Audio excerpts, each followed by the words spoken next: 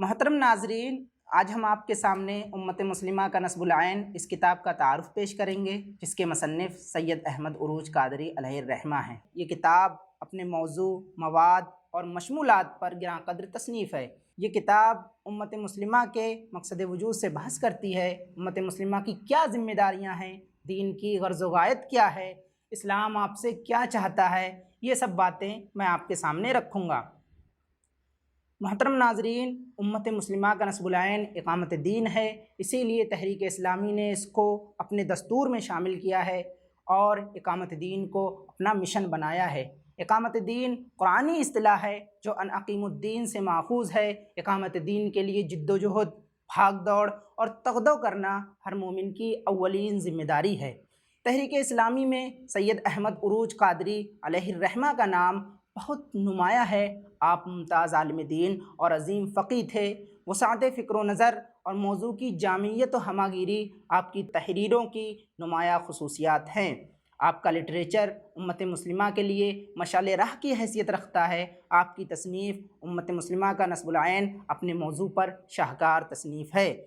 یہ مولانا کی اہم اور بنیادی کتاب ہے، جس میں آپ نے امت مسلمہ کے نصب العین کو بڑے جامع اور دو ٹوک انداز میں بیان کیا ہے۔ لفظ اقامت اور اقامت دین کے مفہوم و استعمالات کو قرآن اور کلام عرب کی روشنی میں واضح کیا ہے۔ اس سلسلے میں لوگوں کے شبہات کے ازالے کے ساتھ مثالوں کے ذریعے اقامت دین کے قرآنی تصور کو سہل انداز میں پیش کیا گیا ہے۔ قرآن و حدیث اور علماء اعظام کے اقوال کی روشنی میں اقامت دین اور غلبہ دین کی مختلف تعبیرات پر مدلل گفتگو کی گئی ہے۔ آپ نے بتایا ہے کہ غلبہ و اقتدار کے حقیقی معنوں میں کون لوگ حقدار ہیں، اور یہ کہ اقامت دین اقامت قرآن ہی کا نام ہے۔ اس کتاب میں مختلف عناوین کے تحت گفتگو کی گئی ہے: تاریخ کا مطالعہ، کتاب اللہ کی آیات سے استدلال، غلبہ اور اقتدار کس کے لیے، اقامت دین احادیث میں، اقامت دین قرآن کا نام ہے، امت مسلمہ کا نصب العین اور ذمہ داری سے عہدہ برا ہونے کی صورت۔ ان عناوین کے مطالعے سے اقامت دین اور غلبہ دین کی معنویت و اہمیت اور ضرورت کا ادراک ہوتا ہے۔ قرآنی بنیادوں کے استدلال سے اس کی فرضیت اور واجب الادا ہونے، نیز سماج میں قرآن و حدیث کے احکام کو نافذ کرنے ہی میں سماج کی فلاح و بہبود کا اندازہ ہوتا ہے۔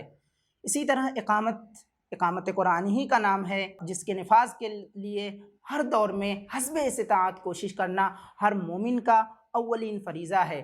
کوئی بھی مومن اس ذمہ داری سے سبکدوش نہیں ہو سکتا۔ اس کتاب میں آپ نے واضح کیا ہے کہ اقامت دین میں دین سے مراد وہ دین ہے جسے اللہ تعالیٰ نے اپنے انبیاء کے ذریعے مختلف زمانوں اور مختلف ملکوں میں بھیجا ہے، نیز آخری اور مکمل صورت میں نبی اکرم صلی اللہ علیہ وسلم کے ذریعے رہتی دنیا تک انسانوں کی فلاح و کامرانی کے لیے نازل فرمایا ہے۔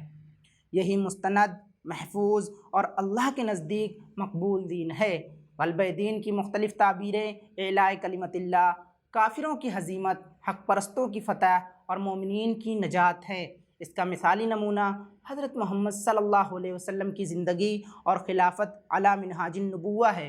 انبیاء کرام کی زندگی کا مقصد یہی تھا کہ مشرکین کے پاس دعوت کا پیغام پہنچایا جائے اور ان سے دین حق قبول کرنے کا مطالبہ کیا جائے، نیز ان پر حجت تمام کی جائے اور دین کو سربلندی و سرخروئی عطا کی جائے۔ ان کا مقصد باطل پرستوں کے تحت زندگی گزارنا نہیں تھا، بلکہ شرک کو مغلوب اور توحید کو غالب کرنا تھا۔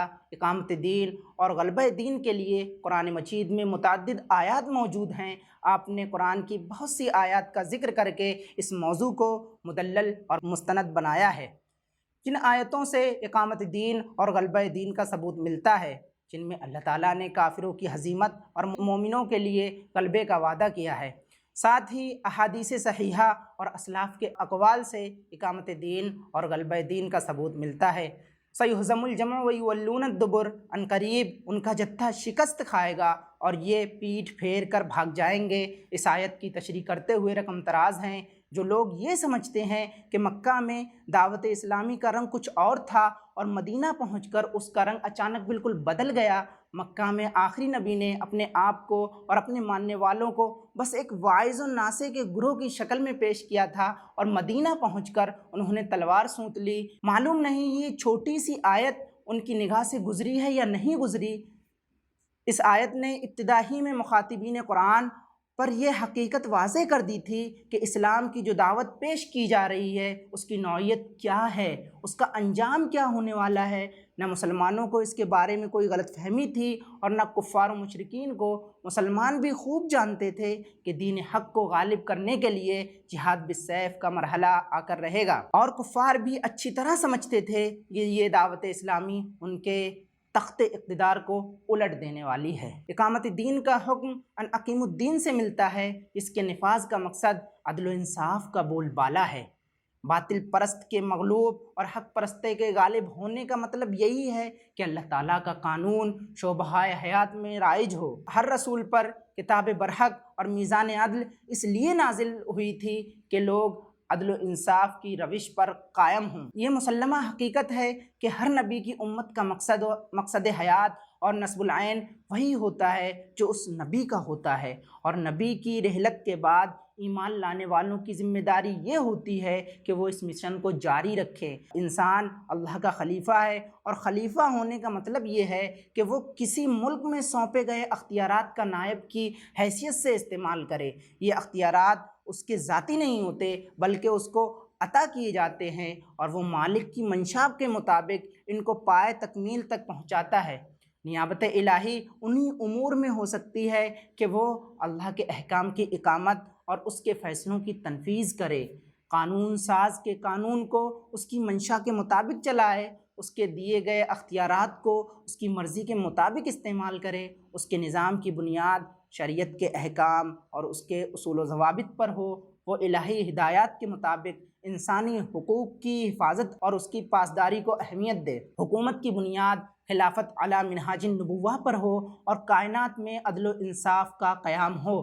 حضرت آدم اللہ کے جانشین اور خلیفہ تھے، ان کو جو کچھ علم اللہ نے عطا کیا تھا اس کا مطلب یہ تھا کہ وہ خود عمل کریں اور اللہ کی تعلیمات پر دوسروں کو عمل پیرا ہونے کا حکم دے۔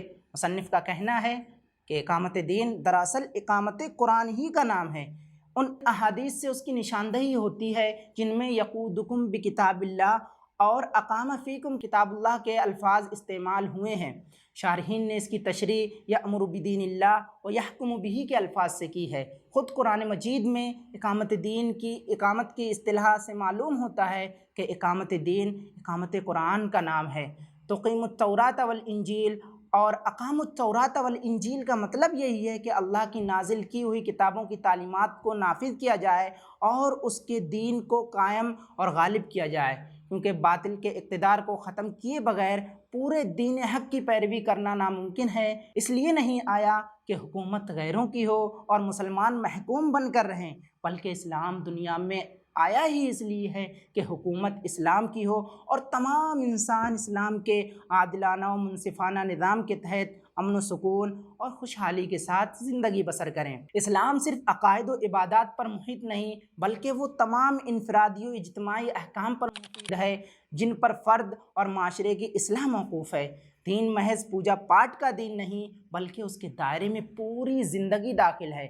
انسان زندگی کے تمام شعبہ حیات میں اسلام کی رہنمائی پاتا ہے، اور انسانی زندگی کے تمام نظاموں فکری، عملی، روحانی، اعتقادی، اخلاقی، قانونی، سیاسی، معاشی، معاشرتی اور اقتصادی نظام میں اسلام اپنے منفرد اور جامع نقطہ نظر سے انسان کی رہنمائی کرتا ہے۔